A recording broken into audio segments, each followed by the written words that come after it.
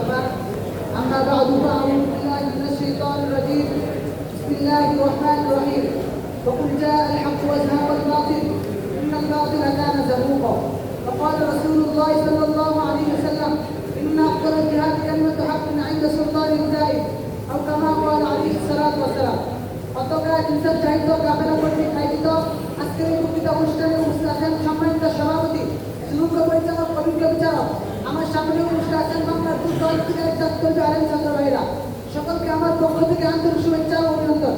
আমরা সব আল্লাহ রব্বুল আলামিনের দরবারে শুকরিয়া আদায় করি যিনি আমাদের বেকারে বসার তৌফিক দান করেছেন। সেজন্য অন্তরস্থল থেকে হৃদয়ের সবটুকু ভালোবাসা উজাড় করে দিয়ে বলি আলহামদুলিল্লাহ। প্রিয় অতিথি, আজকে আমাকে ইনসাফ চাহিত কাফেলা থেকে যে বিষয়বস্তু দেওয়া হয়েছে তা হলো স্বাধীনতা 54 বছর প্রাপ্তি অবক্তি ও বাস্তবতা।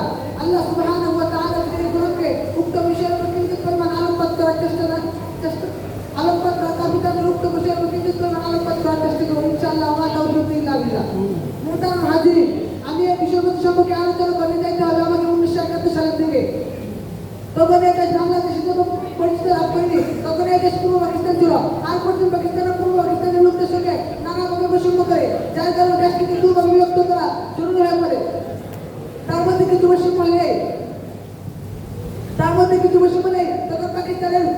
তখন পশ্চিম পাকিস্তানের বক্সিকার এক উচ্চতর পাঠ্যক্রমে কলকাতা আন্তরিক পশ্চিম পাকিস্তানে এমনকি সেখানে শুকনো মরুভূমি অঞ্চলে পানি সেচের ব্যবস্থা করে সেখানে খাদ্য শোষণ বাড়ানো হয়।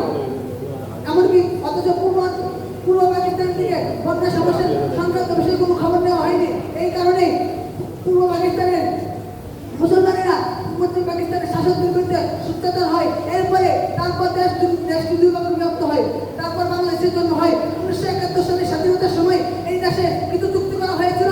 1971 সালে স্বাধীনতার সময় আমার আপনার দেশে সরকার হবে গোড়া পর্যন্ত, আর আমার আপনার দেশে সরকারি চাকরি হবে।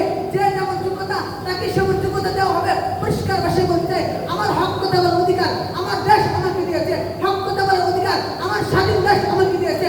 এই ব্যাপার যদি আমার আপনার দেশের প্রধানমন্ত্রী যদি আমাকে বাধা দেয় তার বিরুদ্ধে আমার অ্যাকশন। এই কথা বলতে গিয়ে যদি আজকে আমার আপনার দেশের একজন সাধারণ নাগরিক যদি কথা বলে তার বিরুদ্ধে আমার অ্যাকশন। কারণ আমার হক কথা বলার অধিকার আমার দেশ আমাকে দিয়েছে। যে বলবে হক কথাকে উলামায়ে কেরাম বলবে, কোরআনে যদি রাজনীতি থাকে উলামায়ে কেরাম মসজিদের মিম্বার থেকে রাজনীতি করবে, কোরআনে রাজনীতি থাকলে উলামায়ে কেরাম মাহফিলে রাজনীতি করবে।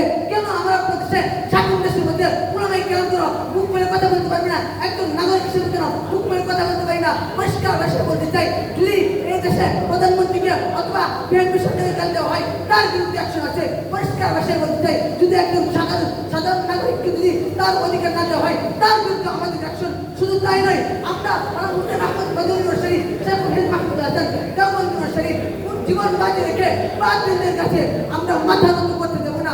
পরিষ্কার ভাষায় আরো বলে দিতে চাই, যদি আমাদের বিরুদ্ধে যে বাচ্চা কথা বলছে টিকে থাকতে পারি নাই, কারণ হচ্ছে আমরা আমাদের সাধারণ নাগরিক। কারণ পরিষ্কার ভাষায় বলতে চাই, আমি যদি এই বিষয়ে আলোচনা করতে থাকি আমার আলোচনা শেষ হবে না। কারণ হচ্ছে এই কথা বলতে গিয়ে যদি মায়ের মুখ কাজ করতে হয় করতে রাজি আছি।